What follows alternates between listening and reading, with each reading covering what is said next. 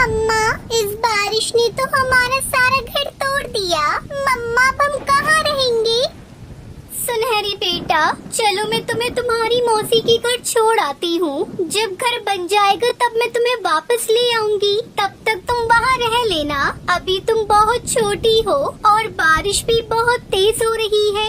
ऐसी बारिश में अगर तुम भीगोगी तो तुम्हारी तबीयत खराब हो जाएगी। इसलिए तुम कुछ दिन अपनी मौसी के घर रह लेना। ये कहकर टुनटुनी चिड़िया अपनी बेटी को लेकर अपनी बहन के घर जाती है। पिंकी बहन, अरे ओ पिंकी बहन, दरवाजा खोलो, मैं आई हूँ टुनटुनी। वो कई बार ऐसे आवाज लगाती है लेकिन कोई भी दरवाजा नहीं खोलता। तभी टुनटुनी की नजर दरवाजे पे लगे ताले पर पड़ती है। तभी वहाँ हरिया तोता आता है। चिड़िया बहन, पिंकी चिड़िया तो यहाँ पर नहीं है। वो तो कई दिनों से कहीं बाहर चली गई है और पता नहीं वह कब वापस आएगी।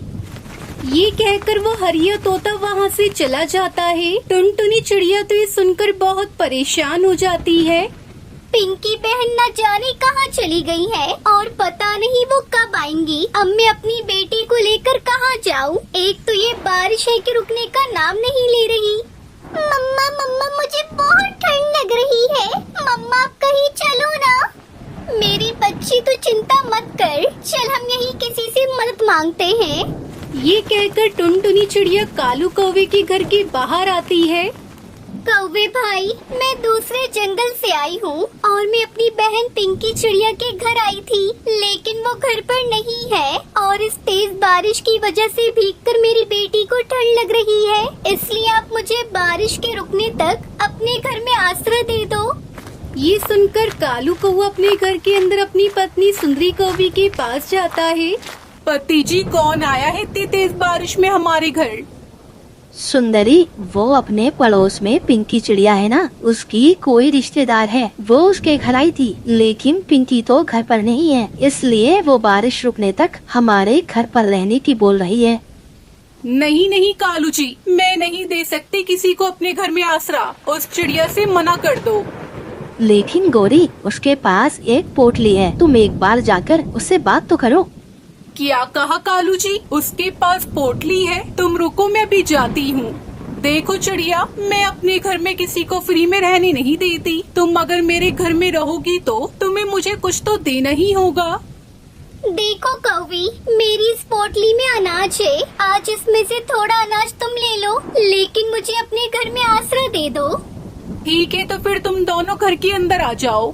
फिर सुंदरी कौवी चिड़िया को एक घोंसला दे देती है और उससे कहती है, चिड़िया, तुम दोनों इस घोंसले में रहना और इस पोटली में से आधा अनाज मुझे किराए का दे दो। फिर टुनटुनी सुंदरी को उसमें से आधा अनाज दे देती है। सुंदरी कौवी वो अनाज लेकर अपने घोंसले में आ जाती है। वैसे कालू जी, कुछ भी कहो, आज तो मजा ही आ गया जो ये चिड़िया हमारे घर आ गई। हमें तो बैठे बैठे फ्री में अनाज भी मिल गया। फिर ऐसे बातें करके वो दोनों सो जाते हैं। दूसरी तरफ टुनटुनी चिड़िया को तो नींद ही नहीं आ रही थी। वो तो अपनी बेटी के पास बैठी हुई थी। सुंदरी कौवी तो बहुत चालाक है। बस जल्दी से ये बारिश रुक जाए, फिर सुबह होते ही मैं अपने घर चली जाऊंगी। फिर ऐसे सोचते हुए टुनटुनी चिड़िया सो जाती है और सुबह उठकर वो दरवाजे पर आकर बैठती है। हे भगवान, ये बारिश तो रुकने का नाम ही नहीं ले रही है। अब मैं अपने घर कैसे जाऊंगी? तभी सुंदरी कौवी वहाँ आ जाती है। देखो चिड़िया, बारिश तो आज भी हो रही है। अगर आज भी तुम्हें मेरे घर के अंदर रहना है तो वो बाकी का अनाज भी मुझे दे दो। लेकिन सुंदरी बहन, मैं आपको आधा अनाज तो पहले ही दे चुकी हूँ। अगर मैं ये अनाज भी आपको दे दूंगी तो हम दोनों माँ बेटी क्या खाएंगे? देखो चिड़िया, मुझे नहीं पता। अगर आज भी तुम्हें मेरे घर के अंदर रहना है तो बाकी का अनाज भी मुझे देना पड़ेगा, वरना भी मेरे घर से चली जाओ। सुंदरी बहन, इतनी तेज बारिश में अपनी बेटी को लेकर मैं कहाँ जाऊंगी? अब तो आपने हमारा सारा अनाज भी ले लिया, अब हम क्या खाएंगे? अरे तू तो मेरे पीछे पड़ गई है। या तो तू मुझे अनाज दे दे या मेरे घर से निकल जा। फिर टुनटुनी चिड़िया वो बाकी का बचा कुचा अनाज भी सुंदरी कौवी को दे देती है और भगवान से बारिश रुकने की प्रार्थना करने लगती है। हे भगवान, कैसे भी करके इस बारिश को बंद कर दो, हमें अपने घर जाना है। फिर ऐसे ही सुबह हो जाती है। वो फिर से दरवाजे पर आकर बैठती है, लेकिन बारिश तो रुकने का नाम ही नहीं ले रही थी। तभी सुंदरी कौवी वहाँ आती है। सुनो टुनटुनी चिड़िया, अब तो तुम्हारे पास मुझे देने के लिए कुछ भी नहीं है, तो तुम अपनी बेटी को लो, यहाँ से निकल जाओ। सुंदरी बहन, आपने हमारा सारा नाश तो ले लिया, तो अब कृपया करके बारिश रुकने तक हमें अपने घर में रहने नहीं दो। हम इतनी तेज बारिश में कहाँ जाएंगे? सुनो चिड़िया, मेरा घर कोई धर्मशाला थोड़ी है, इसलिए तुम मेरी बला से कहीं भी जाओ। ये कहकर सुंदरी कौवी उन दोनों को घर से बाहर निकाल देती है। टुनटुनी चिड़िया अपनी बेटी के साथ बाहर बैठी बारिश में भीग रही थी। मेरी बच्ची, तुम परेशान मत हो, मैं कुछ न कुछ रास्ता जरूर निकाल लूंगी। फिर टुनटुनी अपनी बेटी को लेकर आगे बढ़ती है। तभी उसकी नजर एक घर पर पड़ती है और वो वहाँ आती है। वो वहाँ आकर आवाज देने वाली थी कि तभी उसकी नजर खिड़की पर पड़ती है। ये क्या? ये तो किसी चील का घर है। अगर मैं इसके घर में गई तो ये हमें खा जाएगा। चलो हम यहाँ से कहीं दूसरी तरफ चलते हैं। ये कहकर टुनटुनी चिड़िया अपनी बेटी सुनहरी को लेकर वहाँ से उड़ जाती है और एक खाली जगह पर जाकर बैठ जाती है। मेरी बेटी को तो बहुत तेज बुखार आ गया है। अब मैं अपनी बेटी को लेकर कहाँ जाऊँ? यहाँ तो कोई हमारी मदद भी नहीं कर रहा है। तभी वहाँ से बंटी कबूतर गुजरता है। वो चिड़िया को देखकर उसके पास आकर कहता है, चिड़िया, तुम ऐसी तेज बारिश में अपनी छोटी बेटी को लेकर यहाँ क्यों बैठी हो? अगर ऐसे बारिश में भीगोगी तो तुम दोनों को ठंड लग जाएगी। कबूतर भाई, मेरी बेटी को बहुत तेज बुखार है और यहाँ पर कोई भी पक्षी हमारी मदद नहीं कर रहा। कृपया करके आप हमारी मदद कर दो। फिर टुनटुनी उस कबूतर को अपनी सारी बात बताती है। तब वो कबूतर उन दोनों को अपने घर ले जाता है। वो टुनटुनी की बेटी को बुखार की दवाई पिला देता है, जिससे वो कुछ ही देर में ठीक हो जाती है। बंटी भैया, आपका बहुत बहुत धन्यवाद जो आपने मेरी इतनी मदद की, वरना इस जंगल में तो और किसी ने मेरी मदद नहीं की।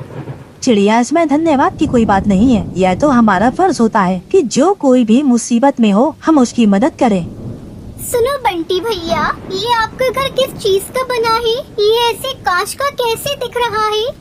चिड़िया, यह कांच का नहीं, यह तो चूड़ियों का घर है। यह घर बहुत ही मजबूत है। चाहे कितनी भी तेज आंधी या तूफान, बारिश, कुछ भी आ जाए, यह कभी नहीं टूटेगा। तुम चाहो तब तक इस घर में रह सकती हो। हाँ मम्मा, बंटी अंकल ठीक कह रहे हैं। हम इसी चूड़ियों के घर में रहते हैं। ठीक है बेटा, जब तुम्हारा इतना मन कर रहा है इस चूड़ियों के घर में रहने का, तो हम इसी में रहते हैं। फिर इस तरह वो दोनों माँ बेटी बंटी कबूतर के चूड़ी के बने घर में खुशी खुशी रहने लगती है।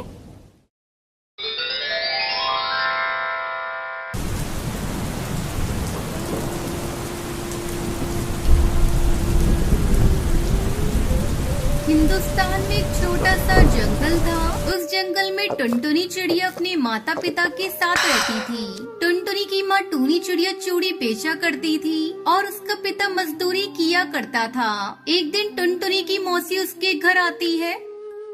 अरे ओ टुनटुनी दीदी, आपने टुनटुनी के लिए अच्छा रिश्ता बताने को बोला था ना। एक बहुत अच्छा रिश्ता मिला है। तुम चाहो तो टुनटुनी की शादी कर दो। बहुत बड़ा घराना है, उनके पास बहुत धन दौलत है। अपनी बेटी रानी बनकर रहेगी। लेकिन बबली बहन, उनका काम क्या है? क्या है? किस खानदान से हैं? तब तक आप लोग कमेंट पे बताएं 78 into 1 कितने होते हैं। काम की तो मत पूछो दीदी, उनके एक काम हो तो बताऊं, सैकड़ों काम हैं। तुम ज्यादा मत सोचो, बस टुनटुनी की शादी की तैयारी शुरू कर दो। अपनी टुनटुनी के तो भाग खुल गए जो इतने बड़े रईसों के घर जा रही है। जल्दी टुनटुनी और कालू कौवे की शादी हो जाती है। शादी के अगले दिन टुनटुनी के साथ सुंदरी कौवी उसे आवाज लगाती है। अरे ओ महारानी, कितनी देर तक सोती रहेगी? सवेरा हो गया है, जल्दी से उठकर चाय नाश्ता बना कर ला। माँ जी, अभी बना कर लाती हूँ। तू कान खोलकर सुन ले, इस घर में तेरी हैसियत एक नौकरानी की है। सुबह उठकर अपने काम पर लग जाया कर। माँ जी, कल रात से कालू जी घर नहीं आए हैं। कहाँ है वो? दिखाई नहीं दे रहे हैं। तुझे उससे क्या मतलब? मेरा बेटा मॉडर्न है, मना रहा होगा कहीं अपने दोस्तों के साथ पार्टी। तुझे उसकी चिंता करने की कोई जरूरत नहीं। जब उसकी मर्जी होगी वो घर आ जाएगा। उसकी चिंता करने के लिए मैं अभी जिंदा हूँ। माँ जी कैसी बातें कर रही हैं? मैं उनकी पत्नी हूँ, उनकी चिंता मुझे होगी ना। मैंने तुझसे चाय नाश्ता बनाने को बोला था, जा जल्दी से बना कर ला। कल ही तो इस घर में आई है, अभी से हुक्म चलाना शुरू कर दिया। दुखी मन से टुनटुनी रसोई में चाय बनाने चली जाती है। रात को कालू शराब के नशे में धुत घर लौटता है। ये क्या कालू जी, आपने शराब पी रखी है? आपके मुंह से बदबू आ रही है। माँ, किस गवार से आपने मेरी शादी करा दी है? क्यों रे करमजली, तू मेरे बेटे से इस तरह से बात करेगी? तुझे कितनी बार बताना पड़ेगा कि तू इस घर में एक नौकरानी से बढ़कर कुछ भी नहीं। चल हट यहाँ से, मैं अपने बेटे को उसके कमरे में ले जाती हूँ।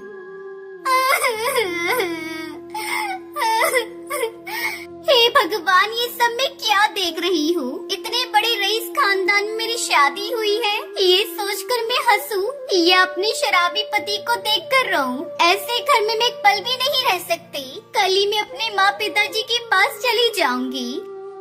अगले दिन ही टुनटुनी अपने मायके लौट आती है और सारी बात अपने माता पिता को बताती है। उसकी बातें सुनकर टुनटुनी की माँ उससे कहती है, बिटिया, अब तेरी शादी हो चुकी है। जैसा भी है अब वो तेरा ससुराल है। तेरे पिताजी कल तुझे लेकर ससुराल जाएंगे और तेरी इस गलती की माफी मांग लेंगे। ये तुम कैसी बातें कर रही हो माँ? मैं तुम्हारी बेटी हूँ, तुम कुछ भी कर लो, मैं अपने ससुराल नहीं जाने वाली। मैं आप पर बोझ नहीं बनूंगी माँ, मैं आपकी तरह चूड़ी बेचकर अपना गुजारा करूँगी। टुनटुनी बाजार में चूड़ी ले जाकर बेचने लगती है। चूड़ी ले लो चूड़ी, रंग बिरंगी चूड़ियाँ ले लो, कांच की चूड़ियाँ ले लो, सस्ती और रंग बिरंगी चूड़ियाँ ले लो चूड़ियाँ। टुनटुनी को बाजार में चूड़ियाँ बेचते देखकर उसकी पड़ोसन हरिया काकी उससे कहती है, तेरे साथ बहुत बुरा हुआ टुनटुनी। तेरी माँ ने जल्दबाजी में तेरी शादी कर दी। उन्हें उस घर के बारे में पता करना चाहिए था। तूने बहुत अच्छा किया जो अपनी मायके चली आई। हाँ काकी, उस घर में घुट घुट कर मरने से अच्छा है कि मैं अपनी जिंदगी अपने तरीके से जीऊं, ना कि किसी की गुलामी कर कर। इस तरह टुनटुनी चिड़िया चूड़ी बेचकर खुशी खुशी रहने लगी।